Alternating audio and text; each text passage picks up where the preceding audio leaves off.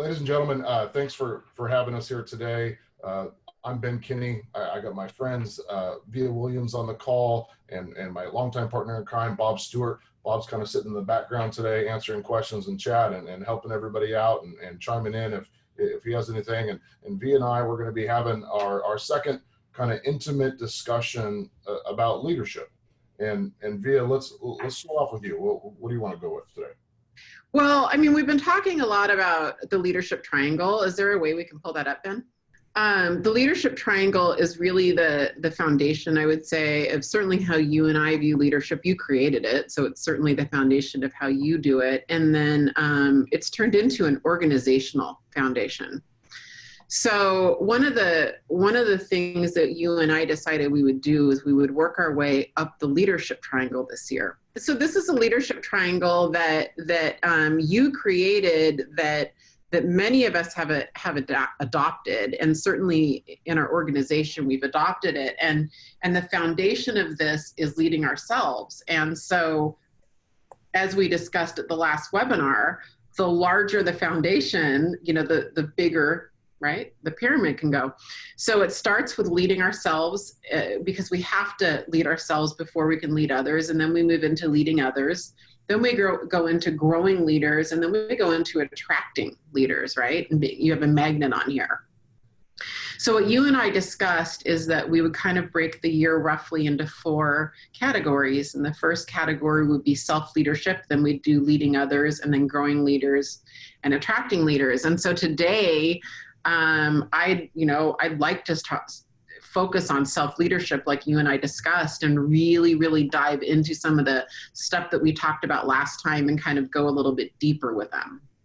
Sure. The reason I came up with this triangle, Vija, is I had to understand that in order for me to help anybody become productive, I first had to become productive myself.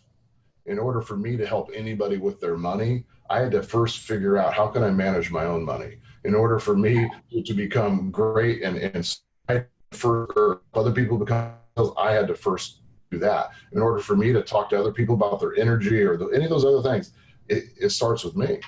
And as you move up the triangle, the second level of the triangle, what that is can you move from a personal producer into helping other people produce the way that you did.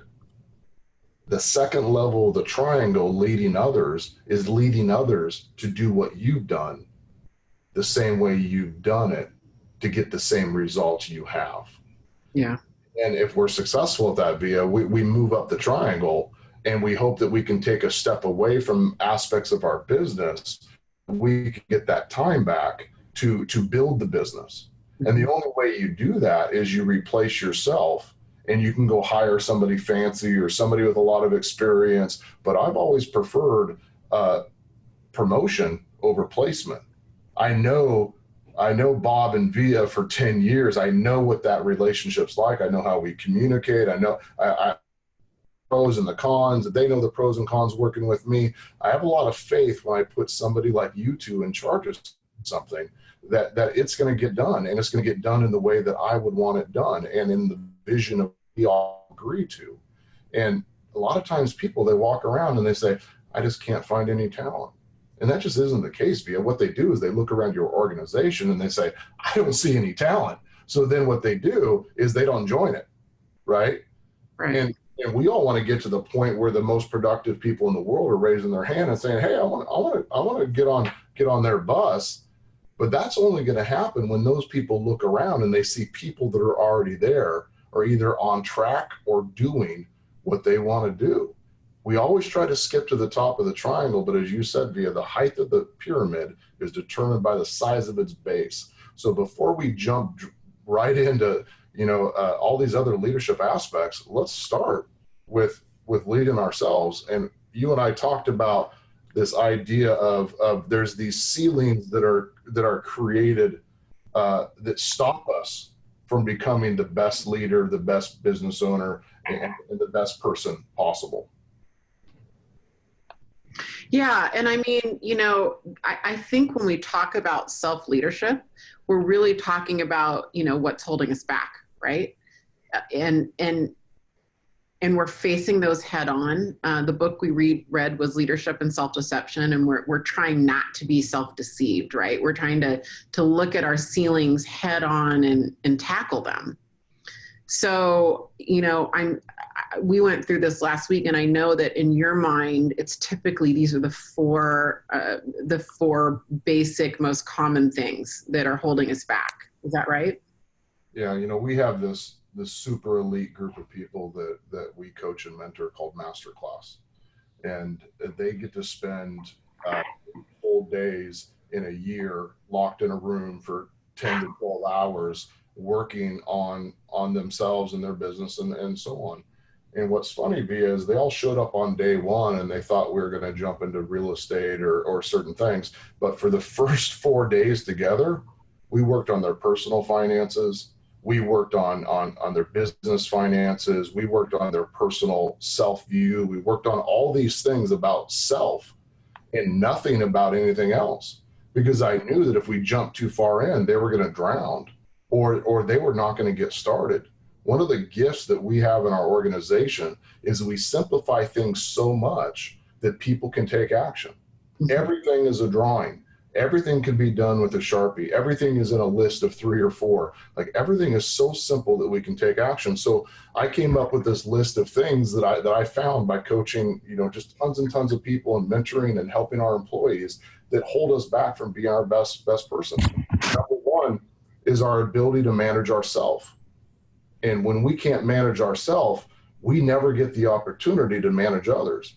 Number two, our ability to lead other people, to get other people into production, to retain people once they get into production and help them be as successful as we have been. And next is we don't manage our money. We become really good at doing things. We become really good at running our business, but we don't actually slow down enough to understand that the purpose of business is to make a profit. The purpose of profit is to build wealth. The purpose of wealth is to create freedom, right? And we want our businesses and our lives to have excess capital so that we can live the life we want. No longer are we going to walk around saying, I sold 100 properties, or I sold 100 cars, or I did these things, because that doesn't pay bills. That doesn't take care of my retirement. That doesn't fund my dreams. It's whatever's left over. And then lastly, Via, the thing that holds people back is they spend too much time being creative. They're trying to create everything with 80% of their time, and it slows them down, right? They say the word entrepreneur all the time. I'm like, Ben, you're an entrepreneur. No, I'm not an entrepreneur. I've thought of almost 0 original ideas. I might have simplified somebody else's. I might have drew it with a Sharpie. I might have made it mine, but 80% of everything I'll share with you guys today, and 80% of everything that I do in my business, I stole from somebody smarter than me. And when you spend majority of your time being an entrepreneur, you get the entrepreneurial results. The entrepreneurial results are 98% of entrepreneurs fail. Who on the call here wants to be part of a group where it's a 98% failure rate, right? That's like rooting for the Browns. you're never. Is that a soccer team? I don't know what that is. That'd be football, Via. Thank you. Good one, right? You don't win. You don't win. We want to get to the point where these 4 things hold us up and lift us up, not hold us back and become ceilings. So as we go through this year of leadership working together, and I hope you guys join us and continue to come and listen to these videos and these podcasts and so on, that we're breaking through and we're providing solutions. Can we drill down a little bit on this notion of self-leadership? Because we've been throwing this at, in fact, it's the base and the foundation of the triangle, right? Yep. And what I kind of want to start with you is, what does that mean to you? Why don't you tell us in your mind what the definition or the description of self-leadership is? What does it entail? self-leadership is our ability to lead ourselves. Leading ourselves is our ability to become the person that our dreams require. Becoming the person that our dreams require. What I hate, Via, is I hate sitting in a room with people that tell me all their dreams, and the next year they tell me the same thing, the next year they tell me the same thing. They never take any action, and they never change anything. Yeah. It's the most irritating, disappointing, and horrible use of my time. Yeah. I want to be the person that my dreams require. David Goggins kind of said it really well to me, Via. He said, I woke up one day and I realized that there was nobody coming to save me. There is nobody coming to save me. And I think about that. Think about this, people. How many leadership classes do you find out there? Right? How many money class? Like when you were in college or in high school, was there a money class? Was there a leadership class? Right? I didn't have money classes except for econ in high school. No, yeah, and it was nothing about personal wealth, right? And the leadership class they had in there was called management. It wasn't called leadership. Yeah. Now that you and I were in a world where we see a lot of these leadership classes and money classes and so on, but for the most part, it doesn't exist. If we want to be successful at breaking through these ceilings of self and leadership and money and so on, we have to take the initiative now to go find those classes, to go find those books, to go find those mentors and do those things. That they are out there, but they're not going to come to you. We got to go to them. So self-leadership is ensuring that there's, Via and I, we came up with a whole list of these qualities, these things, and some of the people at Masterclass, we'll work together on this. And we came up with a list of these things that we thought would determine our ability to manage ourselves. Via, do you remember one of those? Yeah, I mean, the first one on the list is energy. So managing our own energy. So managing our energy. What can we do? What can we do to make sure that we have the energy to get through our day, the energy to lead people, the energy to do X, Y, and Z. And then lastly, how do we make sure at the end of the day, we have enough left for the real people we care about? We talk about, I say, Via, who are the most important people in your life? Who do you, there's a rocket ship, it's leaving, right? There's only seats for a couple of people. Who would you bring with you? Yeah, my husband and kids. Bob, rocket ship's leaving, right? There's only a couple seats. World's going to blow up. Who would you bring with you? My wife and children. Your wife and children. Hypothetically, if there was one extra seat, would either one of you guys bring me? Yes, I bring you, Ben. Thank you. But here's what's happened, guys. At the end of the day, since those are the people you care about the most, do you ensure that you bring enough energy home for them? Do you ensure that you bring enough happiness and enough joy? Do you ensure that you bring enough money to support them? If we say that these are the most important people in our lives, are we actually living it, or are we just saying it? Does that make sense? And yeah. I see this most often in energy, Via, is people get home and they don't have the energy to play with their kids. They don't have the energy to play with their spouse or their partner, not in an inappropriate way, but that could be as well. They don't have the energy, they don't have the willpower, and they don't have the strength. So then what they do is they take it out on them. They fight with them, yell at them, they're resentful, they pick at them, whatever. We have to find a way to manage our energy from the time we wake up until the time we go to bed. Right? Or what we should do is spend our mornings with our family and our children and then go to work and then fall right asleep. Otherwise, this whole thing doesn't make any difference. And there's probably nobody out there that's been talking to you guys and saying that to you because they don't live it. We need to make sure at the end of the day, we have the energy for the people we care about. Okay, Ben, so real world though, right?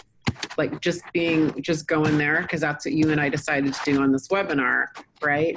what if you're wired hypothetically, and your name is Via hypothetically, what if you're wired to leave it all in the field, right? You know, to completely, like, it's hard. What if people are wired to not give 110%, and then you get home and you don't have anything left? Then what you're saying is, Via, when you're wired 110% to give 110% to your work, and at the end of the day you don't have any left, that's okay. But I want you to say, I care about work more than I care about Michael. Ooh. I care about work more than I care about Ben, because all you're doing is you're tying a reason to the result that you're getting and the thing that you're doing. So what you have to do is you have to find a way that you can give 110% at work every day, but not use up all that energy so that when you get home, you still have some. There was an interesting article that Harvard put out about capacity and your ability to manage energy. What we need to do is we need to find the way to make sure that we still have energy when we get home. Now, you ever ran? Well, number one, I lost a lot of you guys at that. I lost me at that. But one time in my life I ran. Then I was running, and then I got a side ache, and then I puked. And then I walked for a few steps, and then all of a sudden I can walk again. What happened there? What do you call that? Rest, recovery. Yeah. In running, you call that getting your second wind, right? Oh yeah. Okay. What we need to do is we need to have those moments of rest and recovery so that we get our second wind. If you went 110% the whole day, I'm betting you by the end of the day, you're only operating at 30%. But if you went 110% and then took a 15-minute break, and then went 110% and took a 30-minute break, and you went 110% and then you took an hour break, and you did that and you did that, you would actually have energy at the end of the day, and you would be way more productive. We think we're productive because we go, but our productivity reduces with every hour of the day, every meal skipped, every lack of break, all those things. If that makes sense. Yeah, and of course I knew the answer to that. I asked you because I wanted to share it with everyone. I'm curious, everybody on chat right now, I'm curious how many of you guys feel like you can actually structure recoveries in your day? That you have the ability in your day to build that in? Okay. So Via, somebody asked me yesterday, I don't have time to read. And I said, I know you're busy. You're probably just as busy with me, you know, with X amount of companies and X amount of employees and 500 to 600 texts every day and 1,000 emails. And, you know what I mean? I'm sure you're just as busy as me. I read 45 minutes every day. Yeah. They said, well, how do you find time to do that? I said, here's what I do is I don't spend 45 minutes reading. I find 5 to 15 minutes 2 to 4 times a day that every morning when I get in the shower, I'm rub-a-dub-dubbing, am I tub-a-tub-tubbing, right? And I'm soaping myself up. I'm listening to a book or a podcast. Yeah. I have my earbuds in from the moment I leave my house till I get to my office. That's 10 minutes, right? On the way home, I do the same thing. On my walk at lunch, I do the same thing. So I can read 2 to 3 books in a week because I find the time. I turned off the talk radio, right? I turned off the music. I just take 10 minutes. You can do the same thing in exercise. I don't have 30 minutes a day to exercise. Well, maybe not consecutively. That's probably still not true, but I bet you have 10 minutes 3 times a day. Oh, we all have 30 minutes to do something. Yeah. That's a given.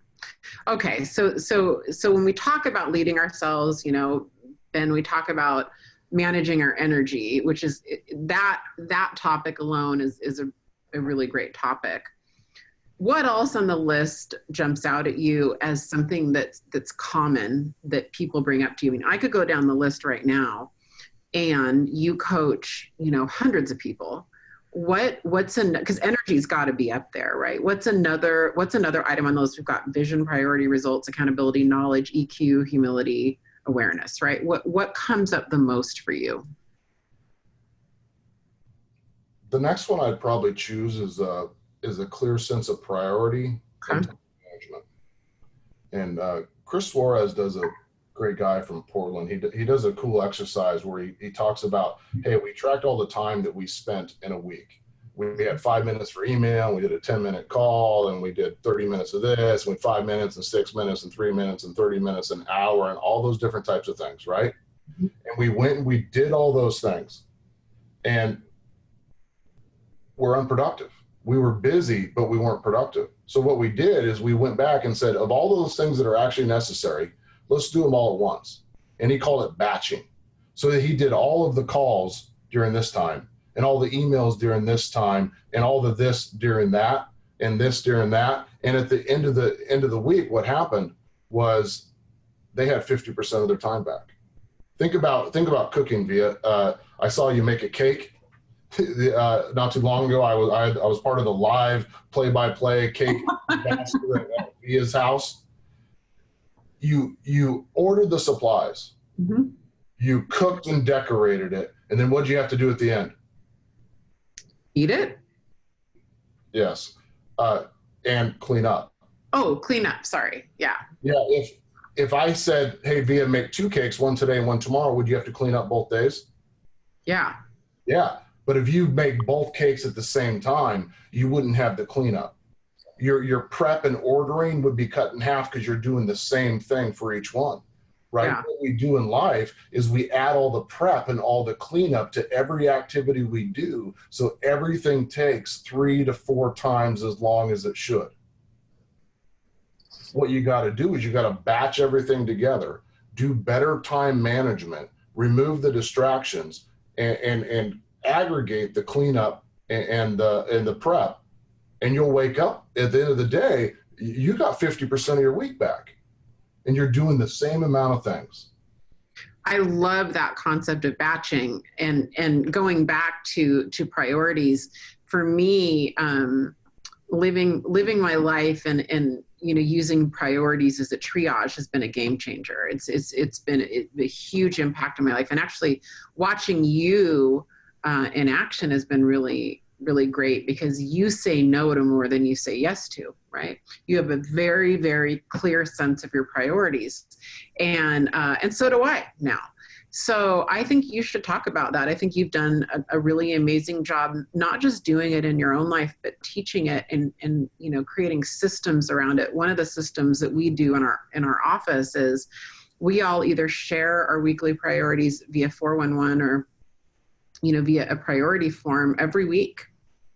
Every week we all share what our priorities are for the week, and I go through every single one of them, and what you and I both do on those is we often say, hey, that's a to-do list. That's not a list of priorities. I think that's what most people do, by the way. They do a to-do list.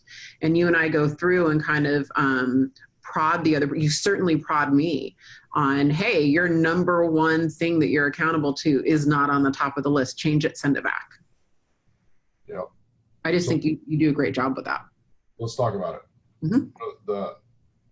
I got to spend the weekend with Jay Papazan last weekend, and we went for our annual fishing fight off, and we actually didn't get to fish. It's another story. But Jay in The One Thing wrote that every yes must be validated by 1,000 no's. Every yes must be validated by 1,000 no's. Steve Jobs said that innovation is saying no 1,000 times. When I hear both of those statements, what I realized is that if you're not getting what you want out of your life or your career, or your position or your relationships or whatever, it's because you're not saying no enough. Your problem is that you are not okay saying no to some things. And even as if I work with my staff, they say everything, I got this huge list of things and everything has to get done. No. You got to find a way to be okay with some things not getting done. If your house was on fire, Via, and you had 37 little fires around your house, would you go and try to put out the smallest one first? Or would you go put out the one that was going to burn the home down? Mm-hmm. And that's the analogy and the visual that I want you guys to have, is thinking about what's the biggest fire? What is the fire that if I put out today, right, would save the house? And you put things in that order, and you ask yourself those questions. What's the most important thing that I'm going to do? And when something continually gets moved to the bottom of the list, here's what you realize. It either needs to get moved to somebody else's list, or It's not that important. Mm-hmm. You can't put a goal or a priority on your sheet that you never do, right? I'm going to spend time with my kids. Well, if you always push it off, what you're saying is it's not a priority. And maybe all you have to do is realize that that's what you're saying, mm-hmm. right? Or you got to have, if in work, you got to have somebody else do those things. Time management is the number one thing that'll differentiate you from everybody else. It will become your competitive advantage if you learn to use it the right way.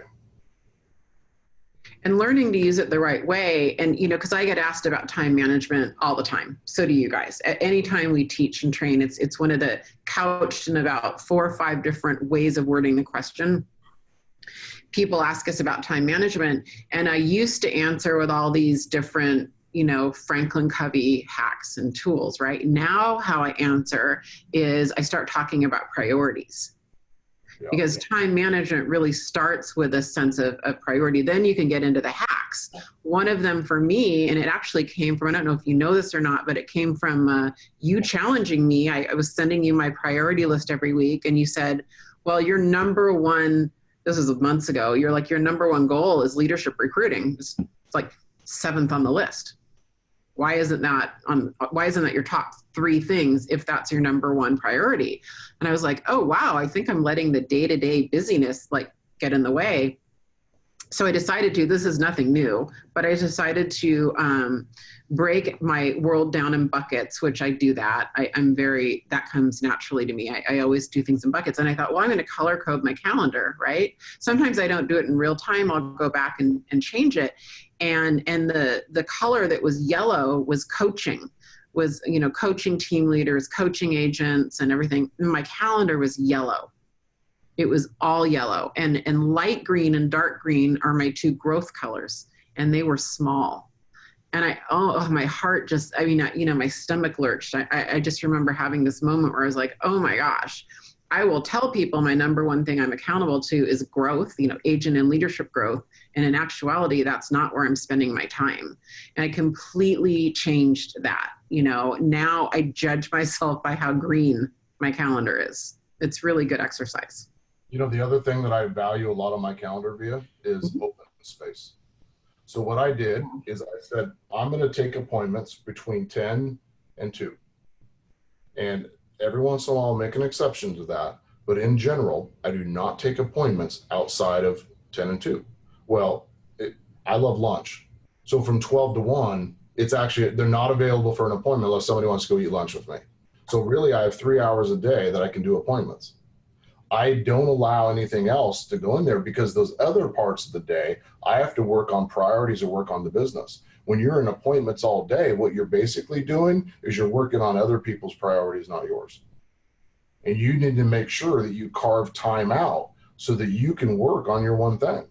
That takes time to sit down and have that quiet time to go say, I'm going to go move this ball forward.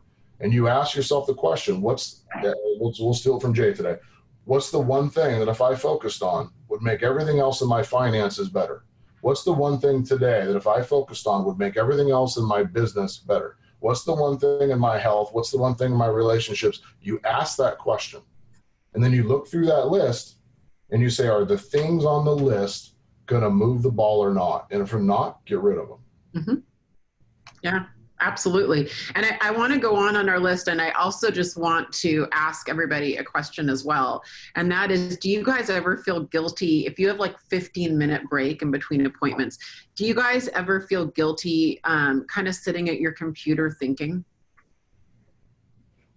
Does it just make you feel like you should be in action doing something? Or do you ever feel guilty if you're in your car not listening to a podcast or a book? Because I used to, and I've really come to appreciate and value white space, like Ben is saying, and having these little breaks. Sometimes the breaks are 2 minutes. I don't mean to get everybody we're not talking hours, but I've more and more just valued white space with no constraints on where my brain goes. I don't give it any discipline. I just kind of let it go. I think that's really good creative time. One last thing on that. I feel the same thing about email and text and calls. Mm-hmm. Are you guys okay not checking them? Sometimes I'll go 3 or 4 days without checking my email. Sometimes I'll go to the end of the day before I look at my text. Sometimes I'll go a week without checking my voicemails, because all of those things are other people's priorities that they're trying to make mine. And my first priority is to the commitments and promises that I made, not to theirs. And it's hard because I piss a lot of people off. They get upset. You didn't call me back. You didn't respond to my text. But to be honest, I just didn't see it. If I would have saw it, I promise you I would have responded, but I just didn't see it. You know, I didn't see it because I had 500. But what I want you to know, that I'm working on my priority just like you should be.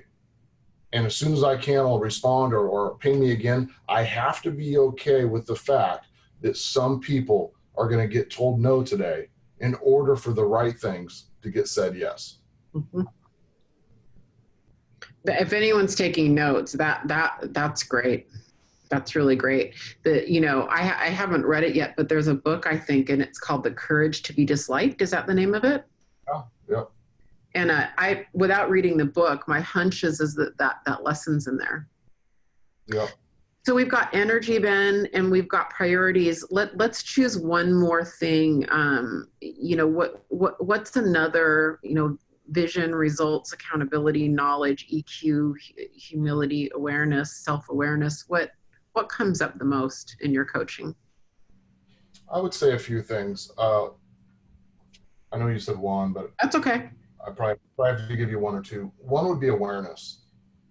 And this falls into the emotional intelligence area, and we can do a call on emotional intelligence as well, but self-awareness. Do you guys want a whole call on EQ, on emotional intelligence? Yeah, that's a sounding yes from everybody. The computer just blew up. Self-awareness is our ability to understand our impact on others. And emotional intelligence talks about how it impacts leadership. But I would also add self-awareness is our ability to understand our impact on ourselves. I have multiple personalities, and inside me, there's good Ben and there's bad Ben. And good Ben has been screwing with me my whole life. Like, hey, Ben, you should get a cheeseburger. Hey, you're already here. You should get a milkshake, right?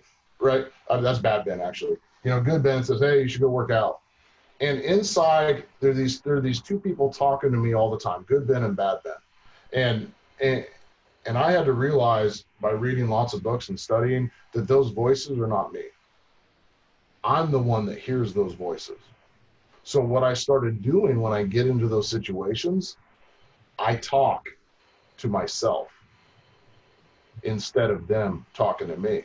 So I'll give you an example. If I went behind stage, I'm going behind stage and I'm really nervous. I'm going to go up in front of 10,000 people and I'm walking up there. Inside me says, hey, don't forget what's on slide 4. Don't do this. What if you say the wrong thing? Did you fly down, right? Do you look chubby today, right? How's your hair? Do you got something stuck in your teeth? You got a booger hanging out? Like, you're going to screw up. You're not good. There's other smarter people out there. What if they laugh at you? This bad Ben is in there and they're coming up with all these questions. So what I started doing is I just started talking, because when you talk, you can't hear your thoughts. I started saying, I'm the best at what I do. I'm the best at what I do. Nobody knows it better than me. I am so prepared for this. I'm the best at what I do. And I literally will say it, maybe not that loud because I may be around people. I'll say, I'm the best at what I do. I'm the best at what I do. Nobody knows this more than me. And the moment you start chanting that and saying that, the voices in your head disappear. Nerves are created. Your nervousness is created by you listening to those voices. When you block those voices out, because you now became self-aware, now you can move forward. And you just walk in and you go into action like we've done in so many different ways. Self-awareness comes with time and reflection. It also comes from somebody being willing to ask for feedback and be able to take that feedback and not get defensive. And I've been practicing this, Vija, and I've done it for years, and you'll see me with a piece of paper and a pen. And when somebody's giving me feedback, I won't argue. I'll just say, okay, great. Well, what are you upset about? Well, I'm upset at you about this. Great. And I write it down. What else? Well, this. How'd that make you feel? And I write down how they feel, right? What else? Have I done anything else lately? Yeah. Yeah. And I just write it all down. Anything else? Anything else? Is that everything? And because I take that time to write it out and to ask them questions and ask them how they feel, I become empathetic, and my emotional response gets tempered, and I don't respond back with, you're wrong, you're an idiot, right? You didn't do, I didn't do it. You know, it allows me, because I have self-awareness, that when I don't think, I respond in a poor way. Mm-hmm. So you come up with little tools and things that you can do to put that on the side. And the next one that I would add, Via, would be speed the action. Self-leadership is about taking action, resolving things for yourself, and resolving things or issues with you and others right away, not sitting on it. If you leave the house this morning and you had a fight with good Ben, and you're Ben, right? And you don't resolve it before you go, you spend the whole day irritated and think about it, and so does he, right? You go to bed upset, you wake up upset. What you should do is you should resolve it, right? You will resolve it by apologizing, taking action, right? Forgiving that person and moving on. In business, the same thing. You got to resolve things quick. You don't let things sit. You pick up the phone and you handle it. I'm saying an issue. Let's talk about it. Hey, this thing bothered me. Or, hey, I'm having financial problems. Great. If you're saying that to yourself, I'm having financial problems, you sit down. You don't ignore it till it's a freaking chaos. You sit down and say, what can I do right now to cut expenses? What can I do? And you take action. Leaders who lead themselves take action quickly on the things that could burn down the house. Yeah, and you know that I have always struggled with being passive aggressive, and you and I made a rule one day when I started. We had our expectation dialogue, and you were like, you are not allowed to let things go past one day before addressing them.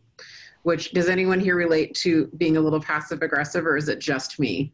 Am I the only one in this whole call that gets passive aggressive? I just won't say anything. So I don't get explosive, I get quiet. Like, that's what I always tell Ben, that's when you worry about me, when I get quiet.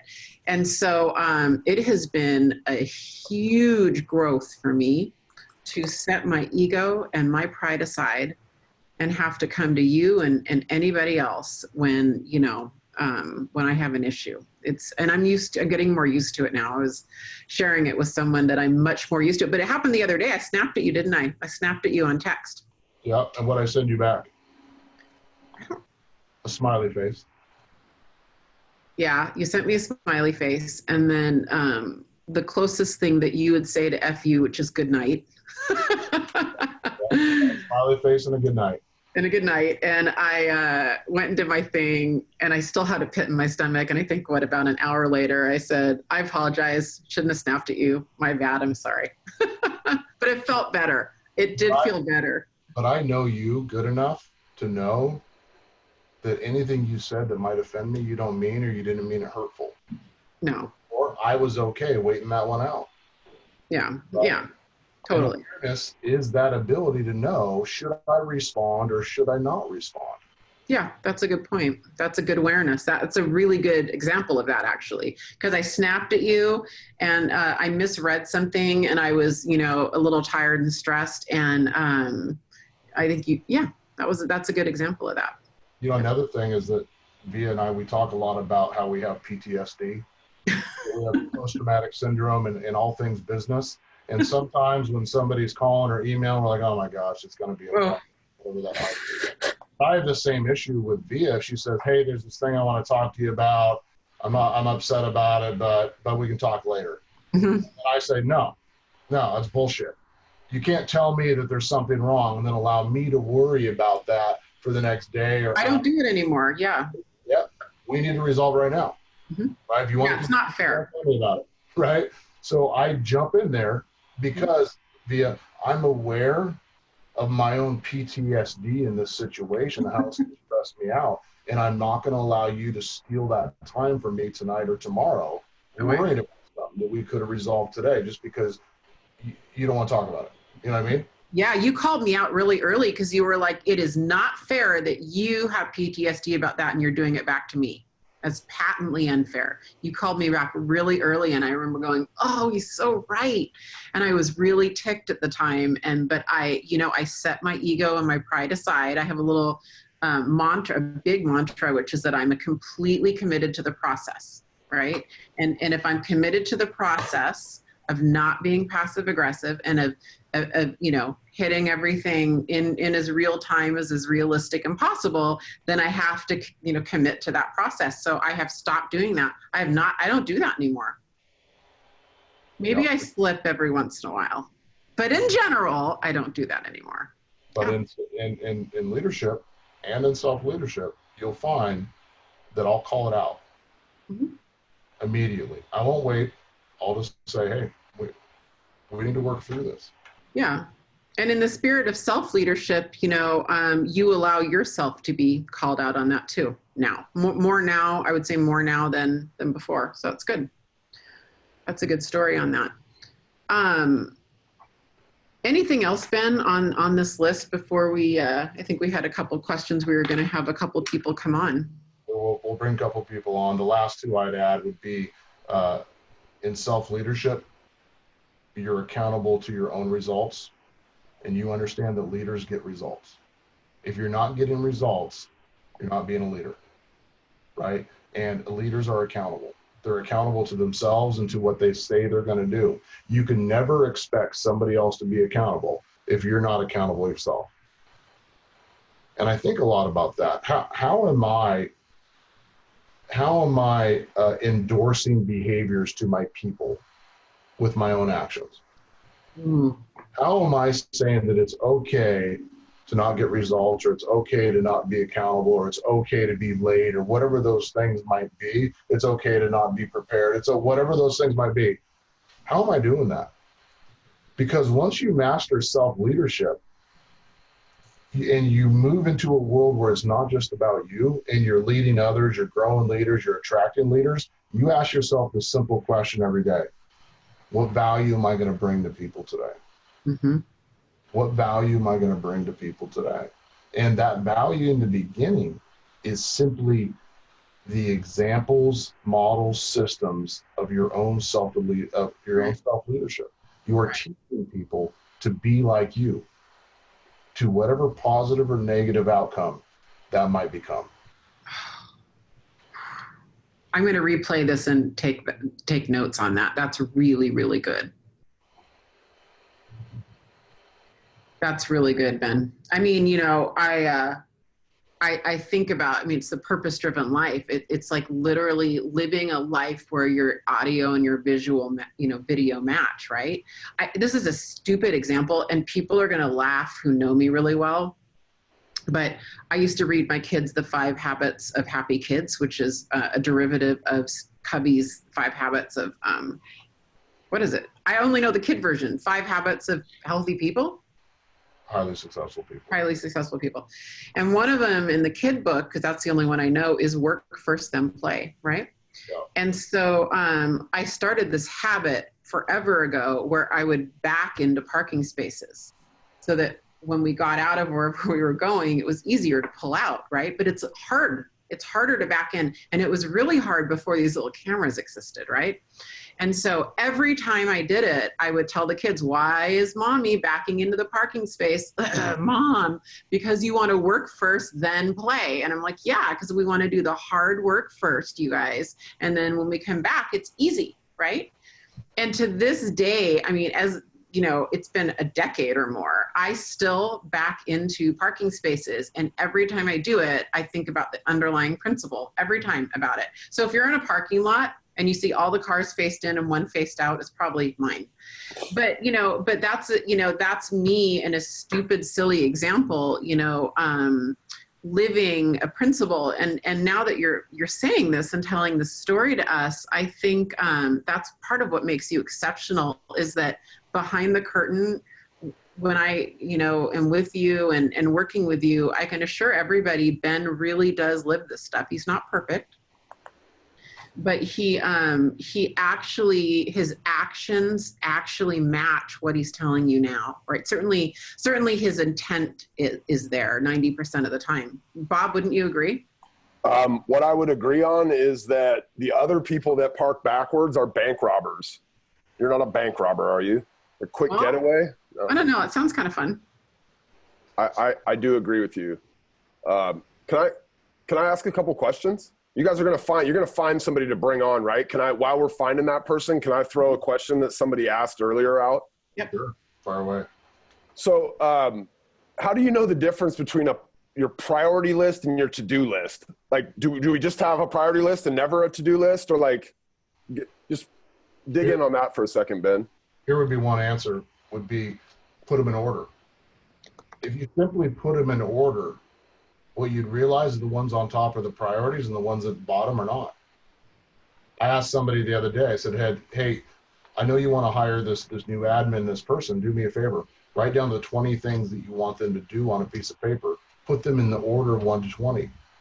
Now do me a favor and cross out the bottom 16. Because the bottom 16 are not really the priority of that position. The top 4 are. You know, we talk a lot in our world about action, right? Like taking action.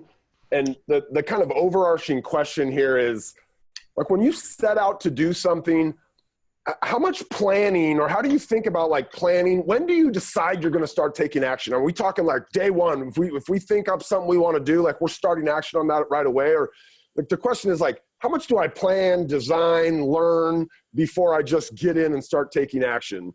With the alternative being like, just jump out of the plane and hope I figure it out before I hit the ground. My guess is 80% of all your planning gets thrown away because something changes along the path. So don't plan to get to a far away destination. Plan to get to the first step. Like, you don't need to make a gigantic org chart and a compensation spreadsheet for 10 years out. Just make one for today, right? And that's what allows us to move so much faster, is we figure out, yeah, in the end, this is our vision. We want to go somewhere, Bob, but we plan to something that's achievable in the short term and simple enough for us to start on today. The lack of starting, right, will ruin an organization. You can plan forever to do it.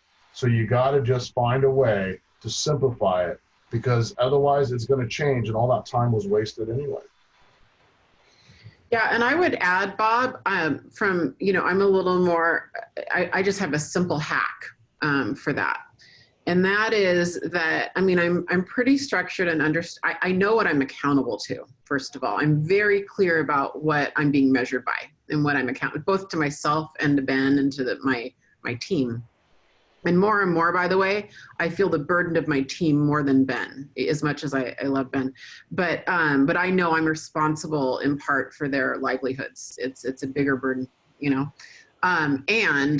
What I do is I say, okay, when I start breaking down, I'm like, all right, so if I have, that finish line at the top of the mountain, and I want to focus on that for a lot of reasons. Let's talk about, what my goal is this month. And then let's talk about what my goal is this week. And then what I think is, okay, what will it take for me to think I've won the day today? So if I do nothing else, if I screw up everything else today, but I succeed in these 3 things, that's how I think. Every morning, I write my 3 priorities for the day. I think, I could screw up everything else, but what do I want? For instance, one of my priorities today was to have a great webinar, this one. I'm teaching a class, actually I can't remember my 3rd. That's why we have them written down so we can check them. But it's very simple, Simon. It's not really rocket science. And then I match that against, really, this is end of the month for us. What do I want to do with numbers? And I make sure I have time built in to hit goals for the week, if that makes sense.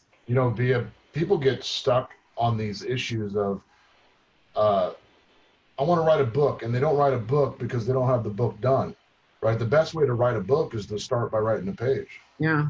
I want to lose 20 pounds, but I don't know what to do. No, lose a pound. Yeah. I want to be a millionaire. Let's start with making $1. Let's save $1. But they don't want to save $1 because $1 million is their goal. And they're not willing to save $1 every day to get to $1 million. They want to find the Bitcoin, the shitty stock, the get rich flip, whatever those things are, right? To solve the problem of a goal they're not willing to work hard to accomplish. That's right. That doesn't exist. And the other reason, Ben, too, is how we lose pound 1 isn't how we lose pound 20 or 40. And how we make dollar one is not how you know, you're going to make your $100 millionth dollar or whatever it is, you know, way differently than you made your first dollar. And I'm guilty as charged. I project a lot. I've gotten better at it because you've pushed me on it, frankly. But, you know, we're all probably guilty of that a little bit, you know, of looking at the top of the mountain and getting totally overwhelmed and then get frozen into inaction. I mean, guilty as charged, right? Anyway, so we got these folks on. Do we want to bring Brindley? Are you there? Brindley, can you hear us okay? No, David or Lindsay, you're muted. Can you guys unmute? Yep, I can hear you. David, can we start with you, David? I loved your question that you asked on the Facebook group, and it's so in alignment with what we started with today with energy and such. What it was you know, you basically said, and I know we're talking about self-leadership, but this is Q&A, so I think it's okay to move up a notch, because at the end of the day, we're all leading people. And you said it at a time, it was such funny timing. You said, what do I do as a leader when I have people that I'm leading who are burning out and they're working and working until they burn out, right? Yeah. How can I as a leader, do you want to expand on that a little bit? Yeah, I remember what it was now. You know, whatever it takes is a mantra around here, right? And people, they embrace that in such a big way. And so people really once they understand our vision and they're on board, right, they really will run through walls for us. And we love that about our team and our culture. I find that more often than not, I personally have to get in there with them and have to ask them, well, when's the last time you took a day off? Well, when I was sick 3 weeks ago. I'm like, no, that doesn't count, right? So how do you balance that whatever it takes side of our business with, I really need you to have some self-care, to have the discipline, to have the permission, you know, to take care of yourself, to do what you need to do to be a high-performing person. Does that question make sense? Yeah, and you know I'm going to toss it to you, Ben, because I'm very weak there. And Ben has, the irony of that was when you posted it, I mean, Ben doesn't really have to manage me. It's probably the one I'm really weak there. So Ben's got to answer that one. When we dig into our people's world, and one of the exercises I asked you to do last week was the 15-minute experiment. Will you explain to us what that is? I have it right here. So I'm an accountability partner for one of our team members, but it's a pretty cool system that Ben developed, and it's the title of it is How to Get Out of a Rut in 30 Days. And it addresses these 15 different categories that include things like staying hydrated, exercising, not skipping meals, to things like Via's been working with me on, like, are you journaling? Are you practicing gratitude? Things that I learned from a lot of other people, laughing daily, doing a hobby, focusing on others. It's this whole, it's a checklist. And at the back of it, and we have this on winmakegive.com, you can go download it there, or you can come to the class and actually learn how to do this through someone that created it. There's another plug for you. But so what I did, and we started yesterday, because we're taking our whole team through this, you put a tick mark by every single one of these things that you felt like you achieved it that day, and you add it up. Out of 15 points, I got 10 yesterday. And then out of the, then you're kind of gauging your overall. I mean, that's the gist of it. Sure. That's the gist of the system. So here's what I found is that when you get 12 to 15 of those points every day, you can break depression and addiction and emotional problems and productivity problems. Your energy's high and you're mentally happy. So we came up with a plan, simple model, 15 things you can do every day. And on days you're less than 10, you're probably going to have a lower day, and you could be trending towards a lower part of your year, your month. And days that you have hires, you're going to be feeling better.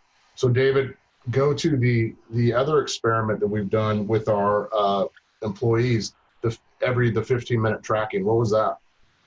That was just about getting data of how they're spending their day. What are you doing in an ongoing way, just making a tick mark or doing something to tag your activities, so that we can really get smart about how we're spending our time. And it gives us an opportunity to get in and question things like, is that really one of our one things? Is that really the most important thing we should be doing?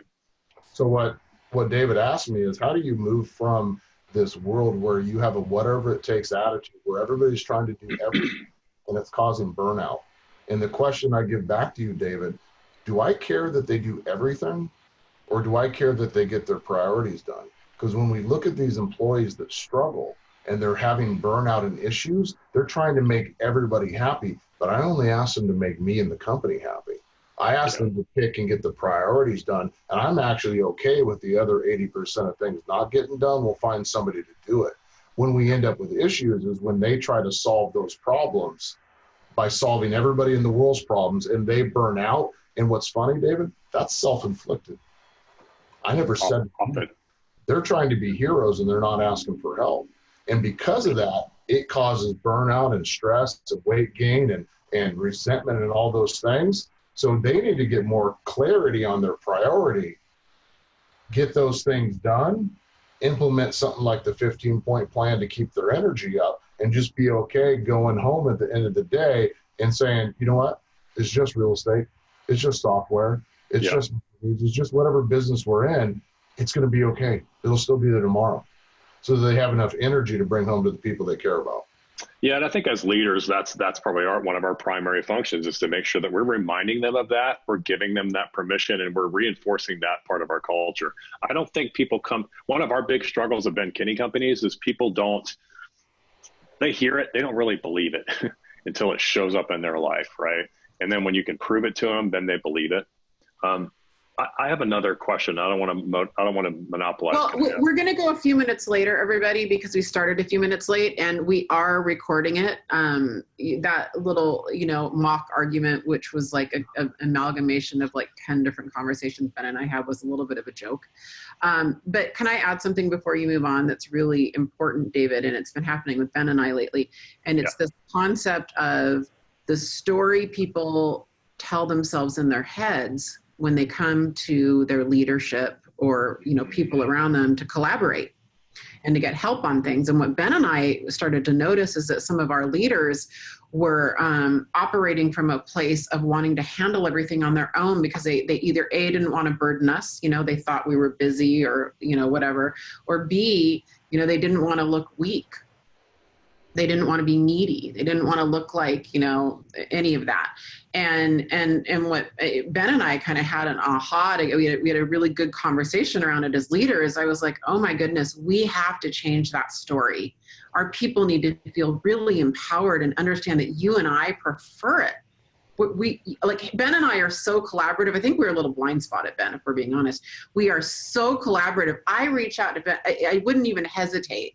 Like, we just work that way naturally, and not everybody does work that way naturally. And my aha was, it actually takes a lot of strength of confidence and self-esteem and you have to be very confident to come to other people and collaborate. It's when you're feeling not confident and have a lower self-esteem that you hoard things and you have a scarcity mindset, right? So I've been working really hard to change the story with our leadership crew that, we view it as a sign of strength and good teamwork when you come to us and collaborate. Ben and I sort of like live for that. We sort of live to be able to take 5 minutes or 10 minutes or 20 or 50 minutes of our day to work with you on things, because like it's stressful. We have a lot going on in our lives. That part's really fun and great, and that's what we kind of exist for. So I just wanted to add that. There's a myth, I think, in corporate America out there that they hired you because you're smart and because you know all the answers, right? And people often think 100%. Right? They often think that, well, I'm here. He wouldn't have me here if I didn't know what I'm talking about. I'm supposed to know all the answers to this. Yes. Yeah, exactly. Not true. Yeah, couldn't be further from the truth. You got to be willing to do is you got to be I'm willing to go find the answer or work with you to get that answer. Yeah. We have a culture of collaboration and a culture where leaders can come in and say, hey, I screwed up. You're going to be mad. And to be honest, I'm never mad. I usually laugh, and we move on, but we work together to figure it out because they feel safe coming to me. And I have a large amount of that sort of participation with the people that report directly to me, like Vija and David and Bob and these types. We work interactively all the time, 7 days a week. Yeah. Yeah, I Okay, just we're gonna texted you swing yesterday. from I was like, the you're going to be mad at me. Remember that? I was like, you're going to be really mad at me for this one. And you were so not mad at me. All right, David, sorry. Go on. No, I was going to say, if we swing from the gallows here, like we all swing together, and that's truly part of the culture. The other thing, maybe we can table this. I'm going to put it out there, and maybe this comes up in the next webinar, but I'm struggling with this, trying to be a personal coach for some friends and some other people too. And you try to affect people in lots of ways. It's challenging to motivate someone who won't change, and how you do that. Like how, and I think, we talked about this in the masterclass piece last week about finding their button, finding the thing, what's their why. Is there something you would elaborate on there, Ben? I'm really struggling with someone that I'm trying to move them along. I can't motivate them to change. I'm dying to quote Ben right now. You know what I'm dying to say. Go ahead. You can't be a great leader of marginal people. But yeah, that could be one thing, and I agree with that, Via. And that was one of the first things that popped in my head. Is at some point we got to make sure we got the right people in the right seat on the bus. Mm-hmm. What David's bringing up is that we have to be able to clearly identify the real problem, which we'll do a whole call on this. Figure out what is the button that'll get them to take action that they haven't taken before for themselves, and then come up with a clear plan for them to do it. We have to figure out where those three things we're dropping the ball to get them to take that action that they actually haven't been doing. And I don't know where the balance lies, if it's an issue with them or if it's an issue with us, because sometimes it is with us and sometimes it is with them. Our job is to be willing to figure it out, and then to have a goal that we're either going to figure this out, or we're going to switch seats, or we're going to switch buses. That makes sense. And in this case, it's actually a friend of mine that I'm trying to help. So it's not someone that works for me. Maybe that complicates it. But if you guys could put it on your list for webinars, that if we could go back and handle that, finding people's motivations and their whys, that would be a great topic to cover. I'd love to do that at some point. Good one. And I'd also encourage you to, extend that conversation onto the Facebook group. There's probably a lot. I mean, that's part of the reason we wanted a big group, was to get some groupthink on this. And there's probably some people right now, watching this that have some thoughts for you as well. Yeah, throw your ahas into the Facebook group. That'd be useful. Let's hear, Lindsay, what questions you got? Well, Lindsay, actually, I brought Lindsay on because, Lindsay, you were going to kind of just go over briefly before we wrap up some Facebook stuff, yeah? Yes, absolutely. So I just want to let everybody know, in the group, there is a little tab on the left-hand side that's called Learning. And then if you look on the right side, it also says Learning as well, and you can go straight to that tab. We're actually going to put units under there for each book that they've recommended, and I'll put the link to the books and everything if you haven't purchased them all yet. But what we'll do is, once you've completed each book, you're going to actually mark that complete. And you'll see on the right-hand side, if you actually mark things complete, like I have 1 of 3 required units are completed. And so as you complete the books, you can mark that, and then we can start discussion around those books in those units. So hopefully that makes sense. And we're going to try to organize everything that way, because Facebook's not perfect in the way that we want it to be, but we've got the Learning tab. Everybody, we'll post Win, Make, Give links. I'm seeing a lot of broken link responses. We will post Win, Make, Give links, including our discount, on our Facebook group right away. Oh, Aaron just posted the event, right? Thank you. That link that I just posted, Via, is the actual link to that 15-point plan.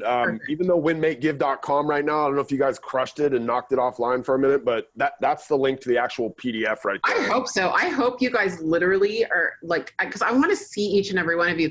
I promised everybody in closing, we're gonna wrap up. I promised all of you guys a little extra special time. If you're coming to Win, Make, Give on the leadership code, or if you're part of the group, we're going to get a little bit of extra time with Ben.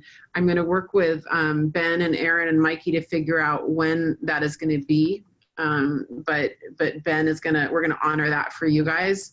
And we're really, really excited to see as many of you in person. Please reach out. If I haven't met you personally, I would love to meet all of you guys personally who are going to be there next week that I haven't met. Most people don't know, because you get sold shit every single day, is that we give the proceeds of these events to charity. We don't make anything for doing these things. So it's solely for the benefit of the community and the benefit of you guys. I take a week away from my business to pour into you, and I hope it becomes valuable, and these calls give you the same thing. So throw your ahas in the Facebook group. Make sure if you're not in the group yet that you've joined, and Via, can we move the conversation over to there? Yep. Thank you everybody for attending. Have a great rest of the week. Sure. Bye. Hope it's valuable.